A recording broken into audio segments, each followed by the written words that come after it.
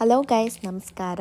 ಎಲ್ಲರೂ ಹೇಗಿದ್ದೀರಾ? ಎಲ್ಲರೂ ಚೆನ್ನಾಗಿದ್ದೀರಾ ಅಂದ್ಕೊಂಡಿದ್ದೀನಿ. ಹಾಗೆ ನಾನು ಕೂಡ ತುಂಬ ಚೆನ್ನಾಗಿದ್ದೀನಿ. ಇವತ್ತಿನ ಟಾಪಿಕ್ ಬಂದು ಅಜ್ವಾನ.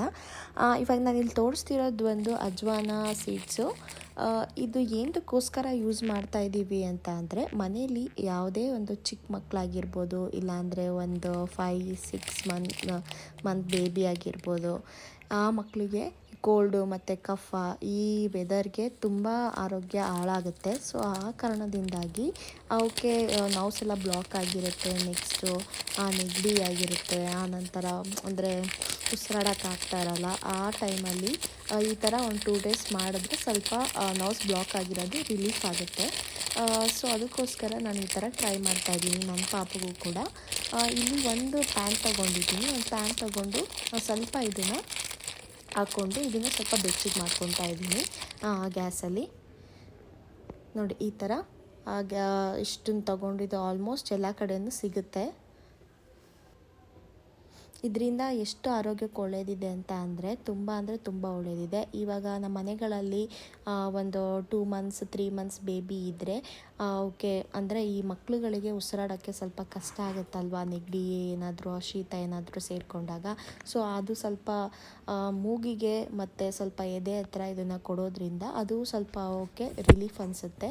ಆನಂತರ ಇದು ಒಂದು 5-6 ಇಯರ್ಸ್ ಬೇಬಿವರೆಗೂ ಇದನ್ನು ನಾವು ಯೂಸ್ ಮಾಡ್ಬೋದು. ಮತ್ತು ಮಂತ್ ವೈಸ್ ಅಂತ ಬಂದರೆ ಮಂತ್ ವೈಸ್ ಮಕ್ಳಿಗೂ ಕೂಡ ನಾವು ಇದನ್ನು ಯೂಸ್ ಮಾಡ್ಬೋದು. ಈ ಥರ ಸ್ವಲ್ಪ ಸ್ಟವಲ್ಲಿ ಬಿಸಿ ಮಾಡ್ಕೊಬೇಕು. ಇದನ್ನು ಸ್ವಲ್ಪ ಹುರ್ಕೊತಾ ಇದ್ದರೆ ಮನೆಯೆಲ್ಲ ಫುಲ್ಲು ಸ್ಮೆಲ್ ಬರ್ತಾ ಇರುತ್ತೆ.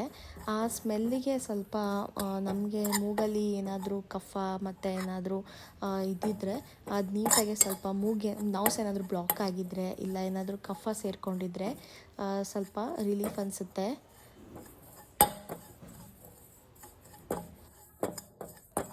ಹಾಗೆ ನನ್ನ ಚಾನಲ್ಗೆ ಸಬ್ಸ್ಕ್ರೈಬ್ ಮಾಡಿ, ಲೈಕ್ ಮಾಡಿ, ಕಮೆಂಟ್ಸ್ ಮಾಡಿ, ಶೇರ್ ಮಾಡಿ ನಿಮ್ಮ ಫ್ಯಾಮಿಲಿ ಫ್ರೆಂಡ್ಸ್ಗೆ ಅಂತ ಹೇಳೋಕ್ಕೆ ಇಷ್ಟಪಡ್ತೀನಿ. ಏನಕ್ಕೆ ಅಂದರೆ ನಾನು ಮುಂಬರುವಂತಹ ವೀಡಿಯೋಗಳಿಗೆ ಒಂದು ಎಂಕರೇಜ್ ಸಿಕ್ತಂಗೆ ಅನಿಸುತ್ತೆ ನೀವು ನನ್ನ ಚಾನಲ್ನ ಸಬ್ಸ್ಕ್ರೈಬ್ ಮಾಡೋದ್ರಿಂದ.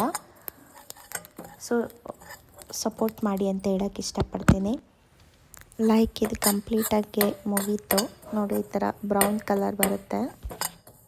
ಹೇಗೆ ಅಂತ ಅಂದರೆ ಮನೆಗೆ ಫುಲ್ಲು ಸ್ಮೆಲ್ ಬರುತ್ತೆ. ಈ ಥರ ಒಂದು ಬಟ್ಟೆಲಿ ತೊಗೊಳ್ಳಿ. ಒಂದು ಬಟ್ಟೆಯಲ್ಲಿ ಸ್ವಲ್ಪ ಇದನ್ನು ಹಾಕ್ಕೊಂಡು ಈ ಥರ ಗಂಟು ಕಟ್ಕೊಳ್ಬೇಕು.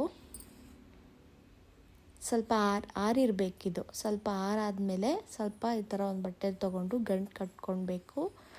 ಈ ಥರ ಗಂಟು ಕಟ್ಕೊಂಡಾದಮೇಲೆ ನೆಕ್ಸ್ಟು ಇದನ್ನು ನಾನು ಏನು ಮಾಡ್ತಿದ್ದೀನಿ ಅಂತ ಅಂದರೆ, ನಮ್ಮ ಬೇಬಿಗೆ ಸ್ವಲ್ಪ ನರ್ವ್ಸ್ ಎಲ್ಲ ಬ್ಲಾಕ್ ಆಗಿತ್ತು. ಸೊ ಆ ರೀಸನಿಂದ ನಾನು ಇದನ್ನು ಮಾಡ್ಕೊಂಡಿದ್ದೆ. ಅವನಿಗೂ ಕೂಡ ಇದನ್ನು ನಾನು ಟ್ರೈ ಮಾಡಿದ್ದೀನಿ. ಓಕೆ, ನಾರ್ಮಲಾಗಿ ಸ್ವಲ್ಪ 2 ಡೇಸ್ ನಾನು ಮಾಡಿರೋದು. ಇದು ನೀಟಾಗಿ ಅವನಿಗೆ ಕ್ಲಿಯರ್ ಆಯಿತು ನೋಡಿ. ಈ ಥರ ಎದೆ ಹತ್ರ ಮತ್ತು ಸ್ವಲ್ಪ ಮೂಗಿಗೆ ಜಾಸ್ತಿ ಬೇಡ, ಒಂದು 2 ಮಿನಿಟ್ಸ್ ಮಾಡಬೇಕಷ್ಟೆ.